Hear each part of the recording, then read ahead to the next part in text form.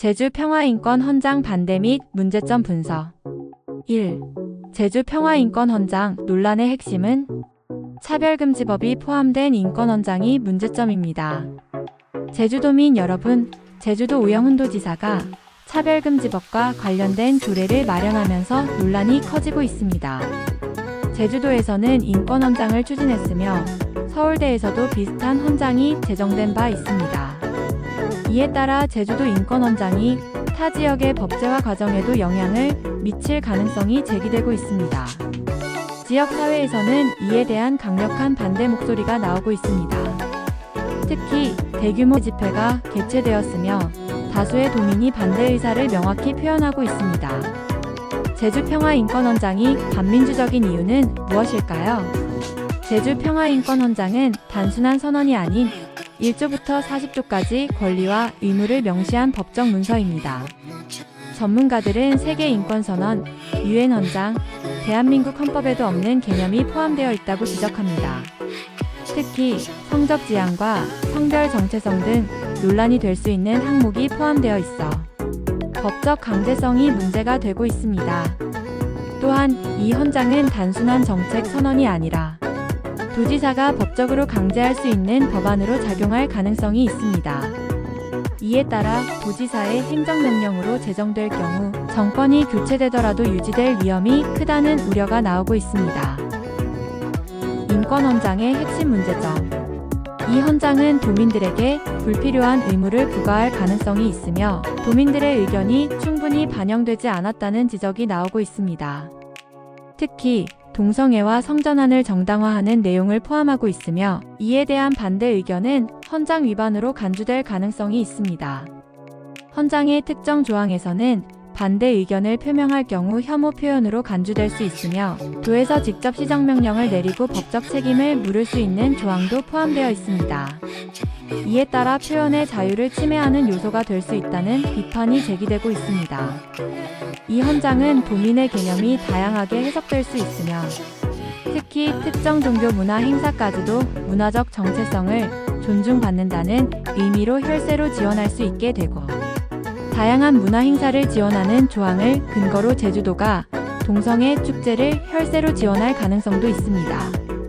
이는 도민들의 세금이 특정 성적 지향을 홍보하는 행사에 사용될 수 있다는 점에서 논란이 되고 있습니다. 동성애 정책의 문제점은 무엇인가요? 국제적 정책, 폐지될 수밖에 없는 정책입니다. 전문가들은 이번 헌장이 다수의 도민이 인식하지 못하는 가운데 추진되고 있다고 지적하고 있습니다.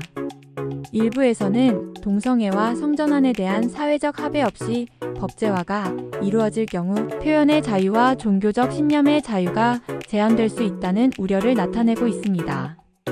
또한 차별금지법이 실제 통과된 캘리포니아주에서 자녀의 성전환을 반대하는 부모의 양육권을 박탈한 사례가 있습니다. 이에 따라 해당 법안이 도민들의 가치관과 신앙을 억압할 가능성이 높다는 의견이 제기되고 있으며 학부모들의 헌장 폐지 요구가 증가하고 있는 상황입니다. 교육 현장에서의 위험성.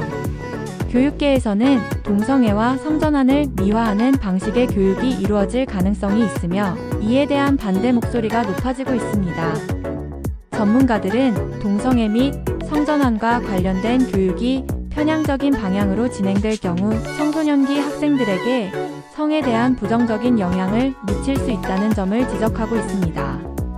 또한 인권헌장이 시행될 경우 동성애와 성전환에 대한 비판적 시각을 가지는 교육이 금지될 수 있으며 이로 인해 자유로운 토론과 신념의 자유가 침해될 수 있다는 의견이 나오고 있습니다.